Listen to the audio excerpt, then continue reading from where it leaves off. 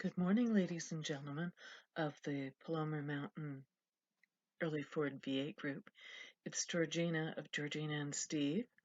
We were scheduled to do a presentation to you and ended up not being able to come down for the winter due to a large number of factors, but we still wanted to share with you on the day that we'd scheduled with Patsy, so here we are. What we wanted to let you know was a lot of things about where we are and what we do. You'll see that there's a map coming up that shows how far we are actually away from you where we live. It's 2,657 miles as the snowbird flies. It's a long way to come down, and you feel even farther away this year since we can't be with you.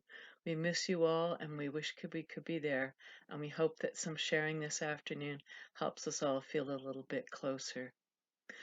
The next slide you're going to see is of our first house that was in Cambridge, Ontario. It was the first house Stephen and I had together, where he built a large garage for our car collection and our restoration process. The house was built in 1846 and was originally a federal four-square with another addition out the back, plus the very large 32 by 32 foot garage that we put out behind. After we were in Cambridge, it was just not conducive for us to stay in such a large property, and the location wasn't the best either. So we moved to a lovely summer cottage in a place called Riverbend down in Guelph near where Stephen's mother lived. We lived there for a number of years, actually until 3 years ago, and really enjoyed living there. There were beautiful views to be had every morning when you opened the windows out against the fields.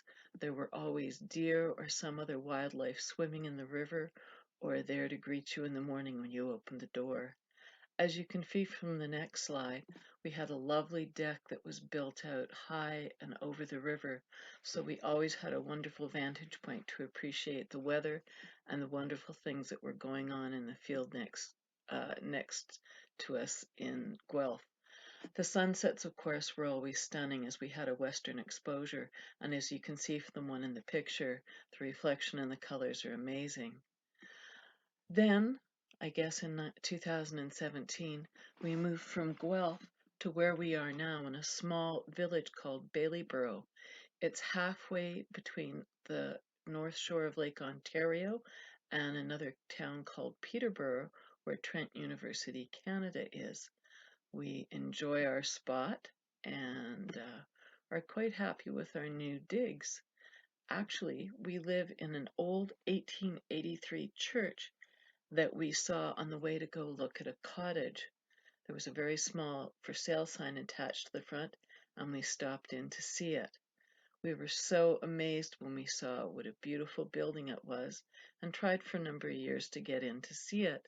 And finally, in 2017, we clinched the deal and we were able to move into our church.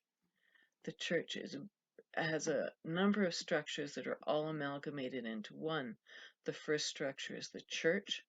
The second structure is a stage that joined the auditorium to the church, and the auditorium is quite large as well. And we found out later that it was actually a pioneer church from the pioneer school actually from the 18 teens that had originally been used as a meeting place for the congregation and then attached to the back of the church when it was no longer in service as a school. Behind that, there's also a large industrial kitchen, which we've made into a small private apartment for ourselves.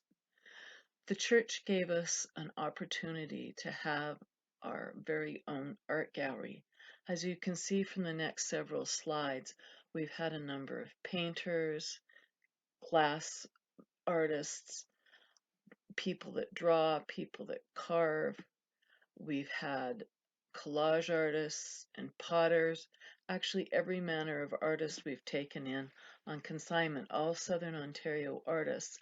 They leave their wares with us and we are able to sell them for them and make a small bit of money ourselves, but it's a very interesting showcase with a very intensive Canadian feel. On top of the art presentations of visual arts, we've also been doing musical arts and have had a number of musical presentations. as you can see from the slide, and we are planning to do more of those this summer because they become quite popular. But as they say, all art and no cars makes Stephen and Georgina not a lot of fun. So back in June, we actually closed the gallery for a weekend and went off to the car show that was being held at Golden Beach, which is a wonderful resort on the south shore of Rice Lake, which is very close to us. It's a lovely venue, and there were well over 700 cars on both days. We actually vended and sold our vintage shirts that we brought back from California and a number of other memorabilia items that Stephen had, as well enjoyed running into a lot of other friends. The church also gave me an opportunity to have a much larger studio. The studio is at the front of the church, and I've been able to make my jewelry there, sell it in the church, and also present classes to people. As you can see from the next slide, there's a number of my pieces of jewelry showcased in a glass case, and it shows you the variety of what you can make with silver metal clay. There's my first piece that I ever made in California at a class, and then the next year I came back and made the little grape leaf with the bee and the amethyst on it. I also learned how to work with copper clay, which offers a number of opportunities, but fires at a much higher temperature than silver clay. My first studio wasn't exactly what I wanted, but it did provide me the opportunity to have the facility to make things until we moved into the church. You can see from the slide with the tree pendant on it that that's a tree with a swing on it, and there's also a small heart with the initials of Steve and I carved into them, just for a little bit of whimsy. The next series of slides shows me working on a very large pendant at the studio of one of my favorite instructors, Jana Faulkner, who lives in Escondido. You see the large number of pieces assembled to make a pendant, and they are shown in greenware, which means it hasn't been sintered or fired yet, so I'm still able to do pretty much what I want to it. The next slide shows several pieces that have already been fired and have been put into the tumbler to polish, so they're looking much more like jewelry, and at this point the binder and the water has burned off of the clay and it's 100% silver. The next slide shows a nearly finished pendant. There's embellishments of pearls, embellishments of gold, and a number of other items, including patina, that bring out the structure and the patterns that I've incorporated into the piece. I enjoyed doing my metal clay work so much, I went on to become a certified instructor. I took 2 sessions of instruction and had to have pieces curated and verified in order to receive my seal of approval and my certified instructor's papers. So I have a level 1 and a senior certified instructor with Art Clay World. Way back in 2014, I was able to do my first craft sale. It was at a community center and arts place that we knew quite well that was close to where we had lived in Guelph, and it provided a close opportunity for me to have my first experiences. The next pendant is of a very interesting combined copper and silver pendant. The center is cut out copper with a silver frame and a riveted swinging silver bail to give the piece a bit more movement, in addition to its peridot and pink pearl embellishments. The piece after that shows actually a picture of me teaching at one of the art galleries that also used to sell my work. It was really enjoyable to have local artists and craftspeople come in and take classes with me. The next slide shows some of their work and some of my work and gives you an idea of the variety of what you can create and incorporate with a silver metal clay. Then you'll see a slide of two of my students firing pieces. That's something that's very easy to be able to do because you actually don't have to buy a big kiln to do it. A butane torch is much less expensive, and if you use a fire brick to put the pieces on once they're dried, you can actually do a very good job of firing the pieces as long as you time them long enough to make sure that they're sintered. I was missing California at one point and made a wonderful star-shaped pendant that was also a brooch that incorporated a number of sea-colored blue stones and molds of seashells that I had. It made me feel much more like I was in California, and I didn't miss things quite as much when I made it. The next piece is also quite interesting. It's a milled copper bracelet that has textures incorporated into it, and it's been hammer formed. And then there's been a multi-layered silver pendant made with silver metal clay again that has a number of stones that are very similar to what things you would find embellished in nature, as well as small leaves, pearls, and rivets. So that's actually a picture of the sunset on Rice Lake, which is 5 minutes from the church. It's where we go quite frequently in the evenings to relax, and it's where we keep our boat in the summers to enjoy it and fish. I actually enjoy teaching, and it's been one of the great pleasures of my retirement to have something new to do. You can see the piece that's coming up now. It's a two-sided piece. I made it last year for the Pasadena Bead and Design Show. It's not yet fired in this picture. It has a greenstone on the back where the bail is to hang it from. And if you look at the next slide, it's a bowl of vermiculite in a stainless steel bowl, and that's how I fire my pieces. You use the vermiculite to retain the shapes that you've given them. Otherwise, if you did it on a flat surface, the weight of the piece would actually flatten itself as it fires. So you want to make sure that all the detail you've put in is still incorporated. Then you get to see the finished back and front of that pendant at the same time. The front looks a little bit like tire tracks. The back's a little bit more Egyptian looking.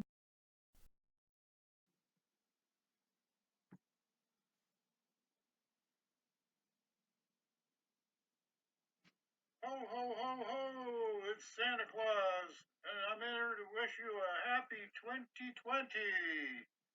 And moving right along, you can see the first meteor that George and I ever owned. It is a 1950 meteor made by Ford Motor Company of Canada.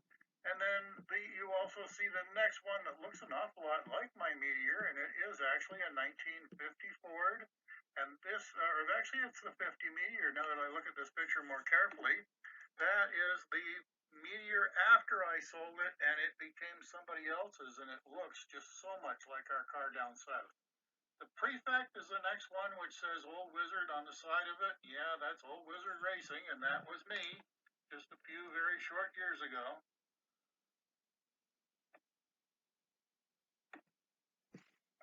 More pictures of the Old Wizard, and you can see that it was a tilt front end, and we were running a 350 small block. Then you're going to see Georgina sitting in the back window of our 1973 Cadillac Superior hearse, and that picture was taken by a photographer for one of the newspapers in Toronto. We got a lot of mileage on that one. The next one shows the hearse at a car show. Believe it or not, we were at a nudist park, and the car had been freshly painted the night before. I called the tow truck at 6 in the morning, and we took it over. You can actually see the vapors coming off the roof on the car.